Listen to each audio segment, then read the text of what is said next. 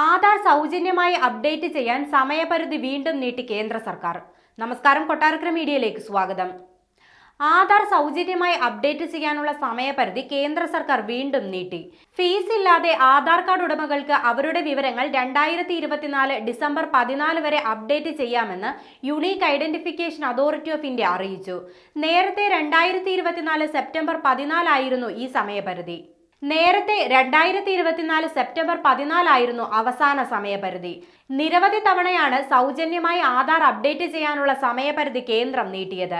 ഇപ്പോൾ സമയപരിധി 3 മാസത്തേക്ക് കൂടിയാണ് നീട്ടിയിരിക്കുന്നത്.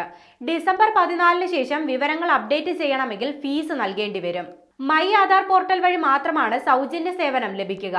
ആധാർ എടുത്തിട്ട് 10 വർഷം കഴിഞ്ഞെങ്കിൽ കാർഡ് ഉടമകൾ വിവരങ്ങൾ അപ്ഡേറ്റ് ചെയ്യണമെന്നാണ് നിർദ്ദേശം.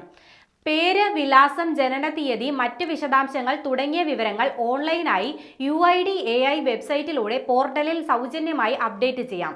അതേസമയം ഫോട്ടോ, ബയോമെട്രിക്, ഐറിസ് എന്നീ വിവരങ്ങൾ അപ്ഡേറ്റ് ചെയ്യണമെങ്കിൽ അടുത്തുള്ള അക്ഷയ കേന്ദ്രങ്ങൾ വഴി ഈ സേവനം ലഭ്യമാകുന്നതാണ്.